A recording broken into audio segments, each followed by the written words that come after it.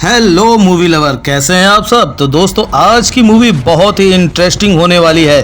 Channel पर नए हैं तो सब्सक्राइब कर लीजिएगा ऐसी ही धमाकेदार मूवी देखने के लिए। कहानी शुरू करते हैं तो सीरीज स्टार्ट होती है स्पेशल इन्वेस्टिगेशन टीम यानी एसआईटी के दो ऑफिसर्स हिमेल और अरात्रिका से। दोनों कहीं जा रहे होते हैं कि अचानक उन पर अटैक होता है। हिमेल काफी ज्यादा घायल हो जाता है, इसलिए अरात्रिका अपने सीनियर अर्जुन सर को कॉल करके इन्फॉर्म करती है कि शायद हमारे बीच में कोई गद्दार है जिसके कारण हम पर अटैक हुआ है। तो अर्जुन सर कहते हैं कि मैं एक टीम भेज रहा हूँ। इतने में अरात्रिका पर दोबारा से अटैक होता है। असल में वो गद्दार अरात्रिका का साथी हिमेल ही था और वो हमला उसी ने करवाया था ताकि वो अरात्रिका से एसआईटी के खुफिया प्लान्स वगैरह के बारे में जान सके। अब जब अरात्रिका उसे बताती है तो वो उसकी सारी बातें रिकॉर्ड करता है और अरात्रिका हिमेल को कहानी सुनाना शुरू करती है। यहाँ से सीन कुछ महीने पहले कोलकाता में शिफ्ट होता है, जहाँ दो बदमाश स्कूल से आ रहे एक बच्चे को किडनैप करने वाले थे, पर वो गलती से किसी और बच्चे को किडनैप कर लेते हैं क्योंकि दोनों ही बच्चे दिखने में सेम थे। किडनैपिंग के बाद उन्हें पता चलता है कि वो बच्चा मिनिस्टर का पोता है जिसे वो उठा लाए थे। ये खबर मिलते ही मिनिस्टर एक और बड़े मंत्री वरुण राय के पास पहुँचता है। मिनिस्टर वरुण से कहता है कि अगर उसके पोते को कुछ भी हुआ तो वो उन सबकी पोल खोल देगा। ये सुनकर वरुण मिनिस्टर के पोते को ढूंढने के लिए पूरी पुलिस फोर्स लगा देता है। फिर हम देखते हैं ऑफिसर सप्तऋषि को, जिसके सीनियर्स उसे शंकर बरुआ के बारे में बताते हैं, एक खतरनाक गैंगस्टर जो बागा नाम से जाना जाता है। बागा का नेटवर्क पूरे वेस्ट बंगाल में फैला था। सप्तऋषि के सीनियर्स उसे कहते हैं कि मिनिस्टर के पोते की किडनैपिंग में बागा का ही हाथ होगा। साथ ही वो उसे बागा की कहानी बताते हैं कि सालों पहले बागा अपनी माँ के साथ वेस्ट बंगाल आया था, तब उसका सामना एक बड़े डॉन से हुआ। उस डॉन की बागा की माँ पर बुरी नजर थी, जिसके चलते बागा ने उससे बगावत कर ली। लेकिन वो डॉन बागा की माँ को छेड़ता रहा तो आखिरकार बागा ने उस डॉन को ही मार डाला और वो शंकर बरुआ से बागा बन गया। उस दिन से लेकर आज तक बागा का खौफ पूरे वेस्ट बंगाल पर छाया हुआ है। इसके बाद हम बागा को देखते हैं जो अपनी बीमार माँ के बगल में बैठा था। बागा अक्सर अपनी माँ के साथ वक्त बिताया करता था। तभी उसे वरुण का कॉल आता है और वो उसे मिनिस्टर के पोते के बारे में बताता है। साथ ही कहता है कि ये काम अगर तुमने किया है तो ये बात बिगड़ जाएगी। बागा कहता है कि ये मेरा काम नहीं है, लेकिन ये जिसने भी किया है मैं उसे ढूंढ निकालूंगा।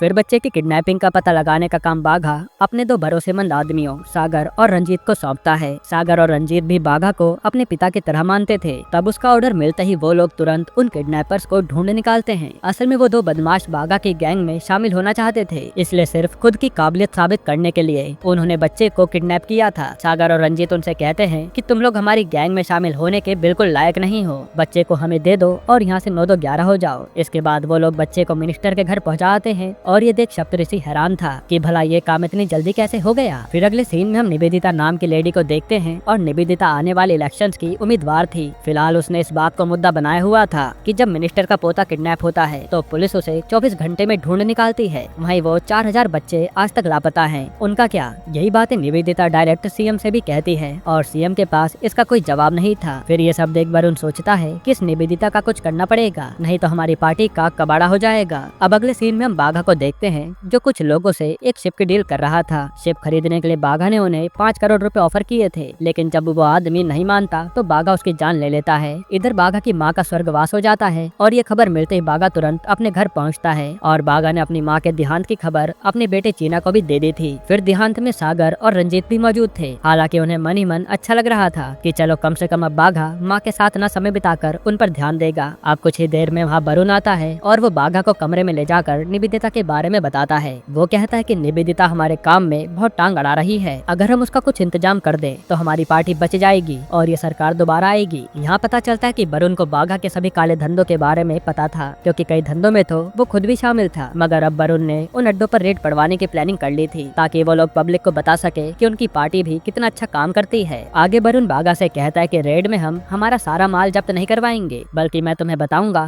कि कब किस जगह पर रेड पड़ेगी, जिससे हमारा नुकसान भी कम होगा और पार्टी का नाम भी लोगों की नजरों में बढ़ जाएगा। तब बाघा भी इस बात के लिए राजी हो जाता है। फिर वो ये बात अपने दोनों राइट हैंड सागर और रंजीत को बताता है। इस तरफ ऑफिसर सप्तऋषि को बाघा की कई फैक्ट्रियों के बारे में पता लगता है जहाँ स्मगलिंग वगैरह की जाती थी। इसके बाद हम देखते हैं कि सागर और रंजीत बाघा के भरोसेमंद आदमी तो थे ही, लेकिन उनके मन में ये था कि कहीं बाघा के बाद उनका बेटा चीना उनकी जगह न ले ले। वैसे भी चीना बाघा के गद्दी के लायक नहीं था, यानी एक तरह से ये लोग चीना से जलते थे। इधर सप्तऋषि एक हेल्पलाइन नंबर खबर जारी करवाता है जो कि उसी का नंबर था। फिर सप्तऋषि पब्लिक से अपील करता है कि किसी को भी अगर कोई इलीगल एक्टिविटी की खबर हो तो वो हमें इन्फॉर्म कर दे। किसी भी इन्फॉर्मर का नाम सामने नहीं आएगा और इससे गलत काम को हम रोक सकते हैं। ऐसे सप्तऋषि को बाघा के कई काले धंधों के बारे में पता चलता है, लेकिन बाघा वरुण के कारण पहले से ही चौकन्ना हो जाता था और उन अड्डों से अपना सारा माल निकाल कर फरार हो जाता था। हालांकि सप्तऋषि ने भी कई बार बाघा की फैक्ट्रियों पर रेड मारी थी, मगर बाघा पहले से ही वहाँ फुर हो जाता था। ये सब होने के बाद सप्तऋषि समझ जाता है कि जरूर उन्हीं के बीच में कोई इन्फॉर्मर है जो ये इन्फॉर्मेशन लीक कर रहा है। मगर सप्तऋषि भी कुछ कम नहीं था। वो इस बार एक ऐसे बंदे को पकड़ता है जो बाघा के सारे इन्फॉर्मेशन रखता था। फिर सप्तऋषि अपना दिमाग लगाकर सही समय पर बाघा की फैक्ट्री में रेड मारता है और वहाँ पर गोलीबारी होने लगती है। इसी दौरान फैक्ट्री में पुलिस वालों के कारण एक आदमी की मौत भी हो जाती है। असल में वो आदमी रंजीत का ही दोस्त था और उसे मरता देख रंजीत ठान लेता है कि वो अपने दोस्त के खून का बदला जरूर लेगा। अब इसके बाद कुछ दिन ऐसे ही बीतते हैं और जिसने रंजीत के दोस्त को मारा था वो पुलिस वाले एक दिन मार्केट में होता है। तब रंजीत वहीं आकर उसे सरेआम मौत के घाट उतार देता है और जब यह बात बाघा को पता चलती है तो वो उल्टा रंजीत के गाल पर तमाचा जड़ देता है कि ये सब करने की क्या जरूरत थी, पता है हम कितनी मुसीबत में आ सकते हैं। फिर बाघा रंजीत को बहुत झाड़ता है जिससे रंजीत का माथा गर्म हो जाता है और वो बाघा को ही जान से मारने पे उतारू हो जाता है। पर तब सागर उसे शांत करवा के अंदर ले जाता है और वो कहता है कि अभी तो हमने सिर्फ एक ही छोटे से पुलिस वाले को मारा है, सोच किसी दिन हम किसी बड़े पुलिस वाले को उड़ा देंगे तो बाघा को यहाँ से भागना पड़ेगा। यही सब बातें ये दोनों करने लगते हैं, यानी इन्हें बाघा की जगह लेनी थी। फिर अगले सीन में कायल नाम की लड़की सप्तऋषि को बाघा के बारे में इंफॉर्मेशन देने के लिए कॉल करती है क्योंकि वो बाघा पर काफी समय से नजर रखे हुई थी। फिर जब सप्तऋषि कायल से मिलने निकलता है तो सागर और रंजीत उसकी कार को टक्कर मार देते हैं और सप्तऋषि की वहीं मौत हो जाती है। अब इसके बाद हमें आईपीएस अर्जुन मेहता को दिखाया जाता है जो कोलकाता में ही किसी क्रिमिनल्स का शूट आउट कर रहा था। उसे काफी सारे क्रिमिनल्स का पता लगा था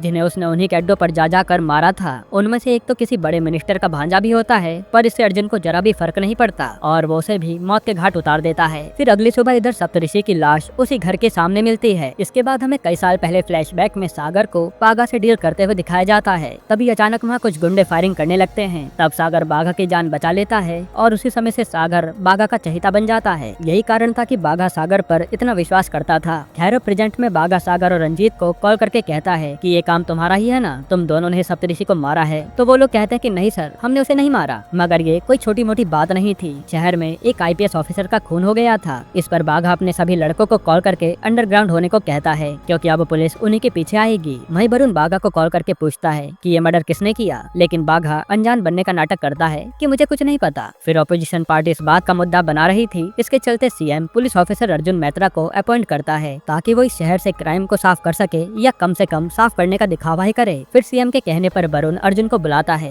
मगर हम जानते हैं कि अर्जुन क्रिमिनल्स को मारने का दिखावा नहीं करता, बल्कि वो तो उन्हें जड़ से ही साफ कर देता है। फिर अर्जुन अब निवेदिता से मिलकर उसे दिलासा देता है कि वो अब बेफिक्र हो जाए, वो यहाँ पर सारे क्रिमिनल्स को मौत के घाट उतार देगा। इसके बाद वो बाघा के बारे में पता करने में जुट जाता है। वहीं बाघा चीना के साथ भाग रहा था। तब रास्ते में चेक पॉइंट पर वो पुलिस वाले को नोट की गड्डी देता है ताकि वो यहाँ से निकल सके, लेकिन पुलिस वाला पैसे नहीं लेता, उल्टा बाघा पर ही फायरिंग कर देता है और यहाँ पर फायरिंग शुरू हो जाती है। हालांकि बाकी सभी पुलिस वालों को बाघा ने एक एक करके उड़ा दिया था और इसमें बाघा के भी गोलियां लग जाती है। तब चीना जैसे तैसे करके बाघा को वहाँ से निकाल कर ले जाता है और बाघा की हालत काफी ज्यादा खराब थी। फिर कुछ देर बाद अर्जुन उस चेक पॉइंट पर पहुँचता है और सब कुछ एग्जामिन करता है। इधर चीना एक लोकल डॉक्टर को बुलाकर बाघा का इलाज करवाता है। फिर बाघा वरुण को कॉल करके बताता है कि उसकी जान खतरे में है। इस पर वरुण कहता है कि मैं फिलहाल तुम्हारी कोई मदद नहीं कर सकता, कुछ दिन तुम्हें अंडरग्राउंड रहना पड़ेगा। इधर अर्जुन को पता चलता है कि बाघा का एक आदमी पिंटू घर के अंदर कैद है और पुलिस को उस जगह जाने नहीं दिया जा रहा। तब अर्जुन खुद जाकर पिंटू को घसीट कर उसके घर से बाहर निकालता है और सब कुछ पूछता है। इस पर पिंटू डर के मारे सब कुछ बता देता है। वो कहता है कि बाघा अपने छोटे बेटे चीना के साथ फरार हुआ है और वो कहाँ छिप सकता है, ये भी पिंटू अर्जुन को बताता है।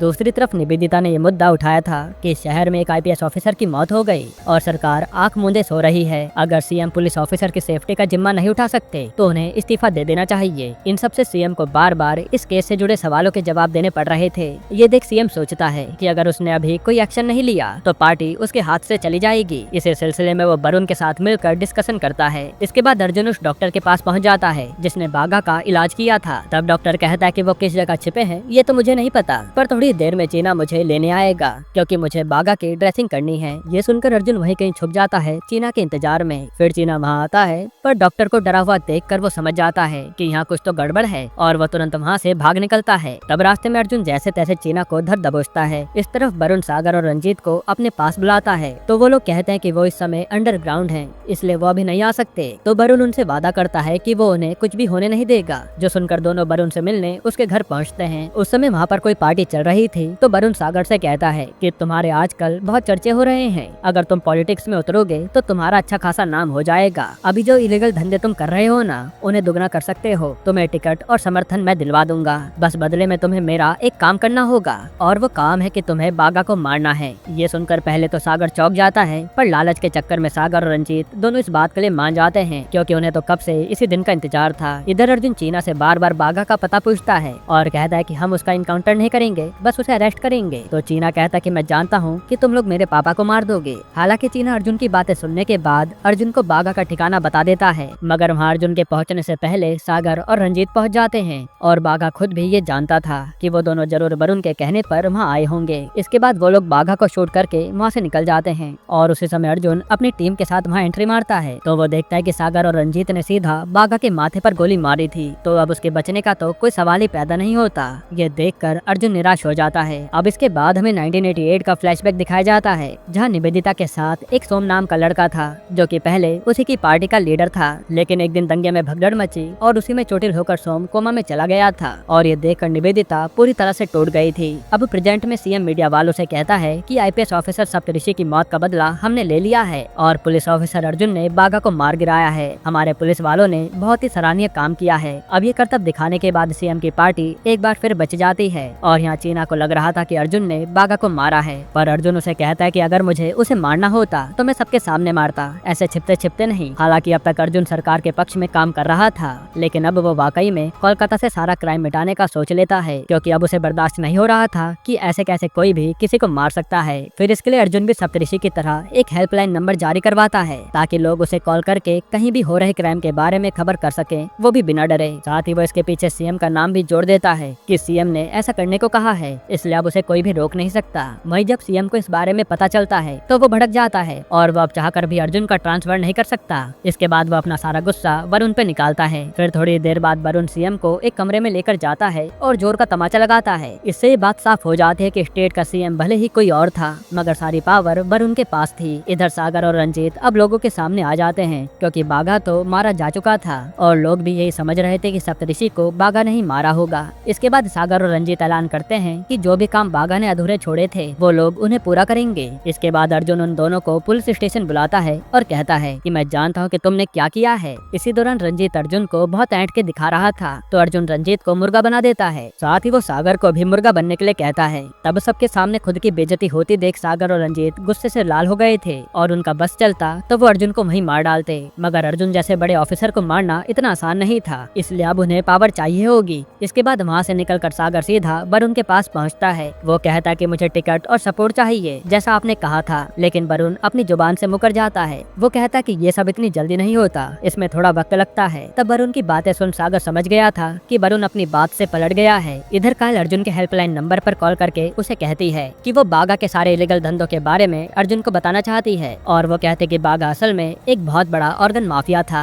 वो राह चलते लोगों को किडनैप करवा के उनके ऑर्गन्स निकलवा लेता था और फिर उन्हें जान से मरवा देता था। इतना ही नहीं, वो सबूतों को मिटाने के लिए उन मरे हुए लोगों के कंकाल को भी दूसरे देश में बेच देता था। अब जैसे अर्जुन को ये सब पता चलता है तो वो बिना समय गवाए बागा की उसी फैक्ट्री पर रेड मारता है। तब फैक्ट्री के सभी लोग हाथों में गन लिए तैनात हो जाते हैं, लेकिन ऑफिसर अर्जुन की टीम फैक्ट्री के सभी लोगों को मार गिराती है। वहीं उनके हाथ ढेर सारे कंकाल भी लगते हैं, जो आज ही विदेश पहुंचाए जाने वाले थे, यानी अब अर्जुन के हाथ में सबूत भी लग गए थे। फिर जब सीएम को ये खबर मिलती है तो वो पूरी तरह हैरान हो जाता है, क्योंकि ये तो सप्तऋषि से भी बड़ा केस है और ऑपोजिशन तो बैठा ही था सरकार के विरोध करने के लिए। इधर सागर और रंजीत जानते थे कि यही मौका है वरुण से अपनी मांगे पूरी करवाने का, तो वो लोग उसे कॉल करके कहते हैं कि उन्हें टिकट और सपोर्ट दोनों चाहिए, जो सुनकर वरुण मान जाता है। इधर अर्जुन कायल के पास पहुंचता है तो वो उसे कहती है कि मैं जानती हूँ कि सप्तऋषि को बागा ने नहीं बल्कि सागर और रंजीत ने मारा था, क्योंकि कायल ने ही सप्तऋषि को मिलने बुलाया था, और जब वो उसे मिलने आ रहा था तब सागर और रंजीत ने उसका एक्सीडेंट कर दिया। फिर उन्होंने सप्तऋषि की गोली मारकर जान ले ली। उस समय कायल वहीं थी और छिपकर ये सब देख रही थी। अब अर्जुन पूछता है कि क्या तुम कोर्ट में गवाही दोगी? अगर हाँ तो तुम्हारी सुरक्षा का इंतजाम मैं करवाऊंगा। तब कायल कोर्ट में गवाही देने के लिए मान जाती है। इसके बाद अर्जुन सागर और रंजीत को गिरफ्तार करने जा ही रहा होता है कि तभी उसे कमिश्नर का कॉल आता है। कमिश्नर कहता है कि मैं जानता हूँ तुम कहाँ जा रहे हो, अभी के अभी वापस लौट आओ। हालांकि अर्जुन कमिश्नर की बात न मानते हुए सागर और रंजीत को अरेस्ट करने चला जाता है। यहाँ सागर उस समय टिकट मिलने की खुशी में जश्न मना रहा था। इतने में अर्जुन को एक और कॉल आता है। तब उसे खबर मिलती है कि किसी ने कायल और उसके पिता को मार डाला। ये सुन अर्जुन के होश उड़ जाते हैं और पता चलता है कि ये सब वरुण का किया कराया है, क्योंकि अब अर्जुन सरकार के खिलाफ काम करने लगा था और वो लोग उसका ट्रांसफर भी नहीं करवा सकते थे। जिसके बाद उसे जानबूझकर सीएम कैंपेन में सिक्योरिटी देने के लिए भेज दिया जाता है ताकि वो क्रिमिनल्स को पकड़ने पे ध्यान न दे। वहीं अर्जुन की जगह एक नए ऑफिसर को अपॉइंट किया जाता है जिसका नाम था बिस्वजीत। हालांकि बिस्वजीत अर्जुन की तरह निडर और ईमानदार नहीं था। इसके चलते अर्जुन की टीम के लोगों को वो कुछ खास पसंद नहीं आता। इधर सागर को टिकट मिलने वाला था, इसलिए उसके साथ उसके आदमी और रंजीत सभी बहुत खुश थे, क्योंकि सागर के हाथ में पावर आती तो वो भी पावरफुल बन जाते। इसके बाद हम वरुण को स्पीच देते हुए देखते हैं और अर्जुन वही सिक्योरिटी दे रहा था। स्पीच देने के बाद वरुण सागर का टिकट के लिए नाम अनाउंस करता है, तो सागर और उसके दोस्तों की खुशी का कोई ठिकाना नहीं था। हालांकि अब अर्जुन ऑफिशियली तो कुछ भी कर नहीं सकता था, लेकिन अनऑफिशियली जरूर कर सकता था। तो वो इसी के सिलसिले में अपनी टीम मेंबर्स को अपने घर बुलाता है और उसके टीम मेंबर्स भी उसकी काफी इज्जत करते थे, तो वो लोग भी आ जाते हैं। अब यहाँ बातें करके वो एक प्लान बनाते हैं और उनका प्लान था सागर और रंजीत को अलग करने का, क्योंकि यही दोनों बड़े नाम थे। फिर अगले दिन अर्जुन और उसकी टीम सागर और रंजीत के आदमियों को बुलाते हैं। फिर वो लोग सागर के आदमियों को एक तरफ खड़ा करते हैं और रंजीत के आदमियों को एक तरफ। इसके बाद सागर के लोगों को वहाँ से भेज दिया जाता है और रंजीत के लोगों की जम के पिटाई की जाती है। अब ये बात पता चलते रंजीत का खून खोल जाता है कि अब सागर पॉलिटिक्स में आ गया है, तो उसके आदमियों को छोड़ दिया गया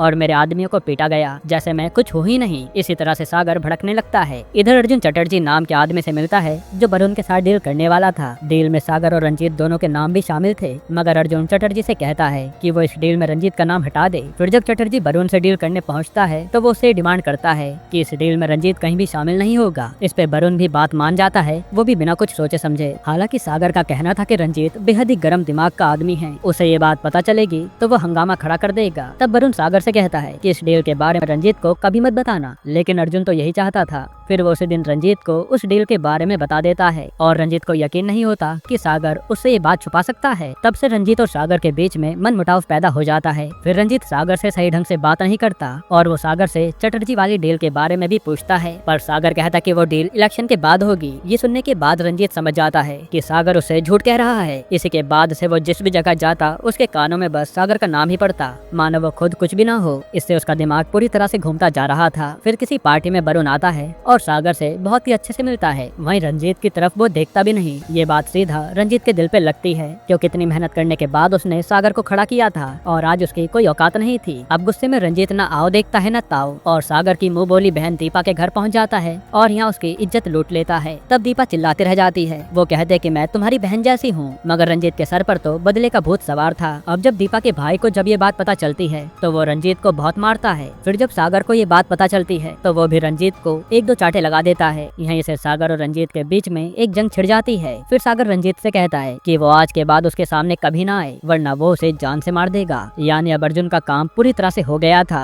वो यही चाहता था कि सागर और रंजीत के बीच में फूट पड़ जाए और दोनों एक दूसरे के दुश्मन बन गए थे। अब सागर अपनी मुंह बोली बहन दीपा से कहता है कि तुम और तुम्हारा भाई कुछ दिनों के लिए मेरे यहाँ चलो, और रंजीत ऐसे सुधरने वालों में से नहीं है। हालांकि दीपा के भाई का मानना था कि उन्हें पुलिस को रंजीत की खबर कर देनी चाहिए। वहीं सागर की बीवी मंजुला भी यही कहती है। वो सागर को इस बारे में समझाती भी है, लेकिन सागर को तो बस अपनी खुद की पड़ी थी। उसे लग रहा था कि पुलिस से रंजीत की कंप्लेन करूंगा तो इससे मेरा पॉलिटिकल करियर खराब हो जाएगा, इसलिए वो इस काम के लिए मना कर देता है। तब मंजुला सागर को खड़ी खोटी सुनाती है कि अगर दीपा की जगह उसने मेरे साथ ऐसा कुछ किया होता तो क्या तुम भी पुलिस को न बताते। ये सब सुनने के बाद सागर किसी से कॉल पे बात करते हुए वहाँ से जाने लगता है। इतने में कोई आकर दीपा के घर में बॉम्ब फोड़ के चला जाता है और उस ब्लास्ट में दीपा तो मरती ही है, पर उसके साथ मंजुला भी मारी जाती है। और दीपा के घर में ये बॉम्ब ब्लास्ट रंजीत ने करवाया था। इस बात की खबर अर्जुन को भी पता चल जाती है। यहाँ ब्लास्ट के बाद रंजीत के आदमी जाकर उसे बताते हैं कि ब्लास्ट में मंजुला भी मारी गई। ये खबर सुनकर रंजीत के होश उड़ जाते हैं और वो कहता है कि तुम दोनों ये क्या कांड कराए हो। तब वो तुरंत सागर से बात करने के लिए उसे कॉल लगाता है ताकि वो गलतफहमी को दूर कर दे, लेकिन सागर तो अब उसका कॉल ही नहीं उठाता। और अब सागर अंदर ही अंदर अपनी बेबी की मौत के बदले की आग में जल रहा था और वो रंजीत को मारना चाहता था। तब अरुण सागर को समझाता भी है कि उसका पॉलिटिकल करियर अभी अभी शुरू हुआ है और कुछ ही दिनों में इलेक्शन भी है, तो उसे ऐसा कदम कदम नहीं उठाना चाहिए जिससे कि उसकी इमेज पर लोग सवाल उठाएं। लेकिन सागर को तो इन सब की कोई परवाह ही नहीं थी, उसे तो बस अपना बदला लेना था। वहीं रंजीत अपनी जान बचाने के लिए अंडरग्राउंड हो गया था क्योंकि वो सागर का गुस्सा जानता था। तब सबसे पहले सागर उसके उन आदमियों को ढूंढता है जिन्होंने दीपा के घर में बॉम्ब फोड़ा था। फिर एक एक करके वो उन सभी को मौत के घाट उतार देता है। दूसरी तरफ पुलिस खुद सागर की तलाश में थी और सीएम और वरुण भी सागर का आतंक देख रहे थे क्योंकि इन सब का असर उनकी पार्टी पर भी पड़ रहा था। तब वो लोग ये फैसला करते हैं कि अब अर्जुन को वापस लाना पड़ेगा ताकि वो सागर जैसे गुनहगार पर लगाम लगा सके। इसके बाद हम देखते हैं कि सागर चीना के कहे मुताबिक रंजीत के अड्डे पर जाता है उसे ढूंढने के लिए, मगर वहाँ रंजीत तो नहीं मिलता और बाकी पुलिस ऑफिसर सागर को पकड़ने आ जाते हैं। असल में चीना ने पुलिस को सागर के बारे में बताया था क्योंकि उसे भी सागर से अपने पिता की मौत का बदला लेना था। इसके चलते चीना और सागर के गुट के बीच फायरिंग शुरू हो जाती है। हालांकि कुछ ही देर में अर्जुन वहाँ आकर सागर को अपने साथ ले जा लेता है। फिर हम एक फ्लैशबैक देखते हैं जहाँ सागर ने एक वीडियो बनाकर अपने सारे जुर्म कबूल कर लिए थे और बागा के सारे गैरकानूनी धंधों का खुलासा भी कर दिया था। ये सब बताकर सागर इस वीडियो का कैसेट बनवा लेता है और रंजीत भी इस वीडियो के बारे में जानता था। साथ ही वो ये भी जानता था कि सागर ने उस वीडियो की कैसेट कहाँ रखी होगी और सागर ने खुद उससे ये भी कहा था कि ये वीडियो मेरा लाइफ इंश्योरेंस है, जरूरत पड़ने पर मैं इसका इस्तेमाल करूंगा। इसके बाद प्रेजेंट में सागर का एक आदमी उस कैसेट की कॉपी को वरुण के घर भिजवाता है और उसे कॉल करके कहता है कि आप इस कैसेट को जरूर देखना, अगर आपने वो कैसेट नहीं देखी तो समझ जाना कि आपकी पार्टी बर्बाद हो जाएगी। असल में उस वीडियो में सागर ने वरुण और उसकी पार्टी के काले चिट्टे भी खोल के रख दिए थे, यानी अब उसे सागर को कैसे भी करके जेल से रिहा करवाना होगा, नहीं तो उसके आदमी उसकी वीडियो के जरिए वरुण और उसकी पार्टी को खत्म कर देंगे। यहाँ अर्जुन सागर से पूछताछ कर ही रहा होता है, कितने में कमिश्नर भास्कर आकर सागर को रिलीज करने का ऑर्डर दे देते हैं और यहाँ जाहिर सी बात थी कमिश्नर को वरुण नहीं भेजा था। तब अर्जुन को ना चाहते हुए भी सागर को छोड़ना पड़ता है। फिर रंजीत वरुण को कॉल करके कहता है कि मैं एक बार सागर से मिलना चाहता हूँ, मेरी एक बार उससे मुलाकात करवा दो, मैं अब और छुप छुप कर नहीं रहना चाहता, या तो मुझे सागर से मिलवाइए या मुझे कहीं बाहर भेज दीजिए। तब वरुण रंजीत को कोई ढंग का जवाब नहीं देता। इधर सागर के आदमी कहते हैं कि हमें अंडरग्राउंड हो जाना चाहिए, लेकिन सागर कहता है कि नहीं, हम पहले रंजीत और उसके सभी साथियों को खत्म करेंगे, उसके बाद ही कुछ सोचेंगे। फिर उस रात जब सागर घर पर लेटा होता है तो उसे किसी के कदमों की आहट सुनाई देती है और वो रंजीत के कदमों की आहट थी जो सागर का नाम पुकारते हुए उसके घर में आ रहा था। मगर सागर बिना उसकी कोई बात सुने सीधा उसके कनपट्टी पर गन लगा देता है। तब रंजीत रोते हुए कहता है कि मुझे माफ कर दो, मुझे जरा भी अंदाजा नहीं था कि उस समय दीपा के घर में मंजुला भाभी भी होंगी, मुझे इस बात का बहुत अफसोस है, तू चाहे तो मुझे अभी मार दे पर अब मैं तुझसे छुप छुप कर नहीं रहना चाहता। हालांकि तभी बाजी पूरी पलट जाती है और जो रंजीत सागर से उसकी जान की भीख मांग रहा था वो घूमकर उसी गन से सागर को उड़ा देता है। तब हमें पता चलता है कि जब पिछली बार रंजीत और वरुण की बात हुई थी तब वरुण ने रंजीत से एक बात कही थी, वो ये कि अगर तुम इन सबसे बाहर निकलना चाहते हो तो जाकर सागर को खत्म कर दो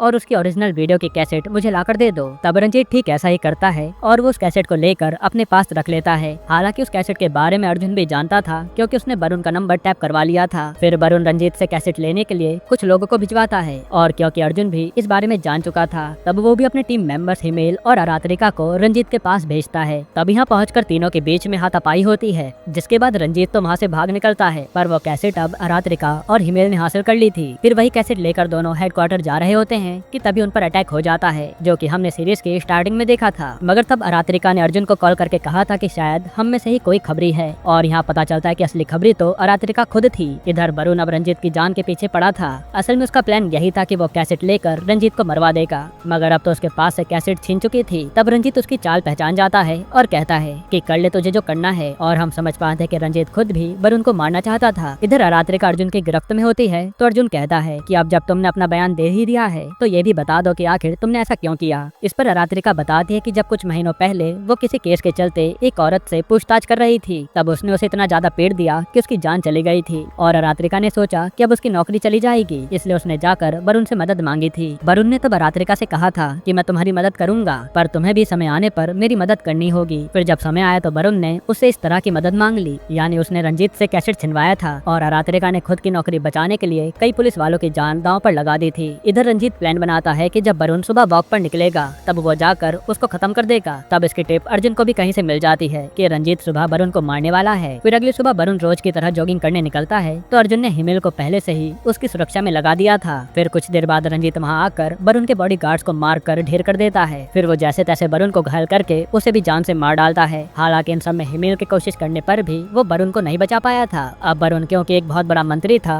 तो अब सारी पुलिस फोर्स रंजीत की खोज में लग जाती है। इधर रंजीत अपनी जान बचाने के लिए वहाँ से सीधा निवेदिता के ऑफिस पहुँच जाता है और वो उसे कहता है कि मेरे पास एक ऐसी इन्फॉर्मेशन है जो आपको सीधा सीएम की कुर्सी पर बैठा देगी। असल में रंजीत चाहता था कि वो भी सागर के जैसा एक वीडियो कैसेट बनवाए, क्योंकि उसके पास भी सीएम की बहुत सारी इंफॉर्मेशन थी। तब रंजीत निवेदिता से कहता है कि बदले में आपको मुझे ढेर सारा पैसा देना होगा और मेरे देश से बाहर जाने का इंतजाम करवाना होगा, जिस पर निवेदिता मान जाती है। दूसरी तरफ अर्जुन को पता लगता है कि निवेदिता ढाका जाना चाहती है, मगर आखिर क्यों? क्योंकि इलेक्शन की कैंपेनिंग को तो सिर्फ 5 दिन बचे थे। इसी बात से पर्दा हटाने के लिए अब वो निवेदिता के नंबर को ट्रेस करवा लेता है। इधर रंजीत ने अपना हुलिया पूरी तरह बदल लिया था और निवेदिता भी उसके साथ जाने वाली थी, यानी निवेदिता ही रंजीत को बचा रही थी। मगर निवेदिता ने उससे कहा था कि हम एक ही फ्लाइट से जाएंगे, लेकिन अलग अलग, ताकि किसी को हम पर शक न हो। इसके बाद रंजीत एयरपोर्ट तक बचते बचाते पहुंच जाता है, पर निवेदिता को अर्जुन पकड़ लेता है। अर्जुन कहता है कि मैंने तुम्हें एक अच्छी नेता समझा था, लेकिन तुम भी औरों की तरह ही निकली, जो पावर के लालच में एक क्रिमिनल का साथ दे रही है।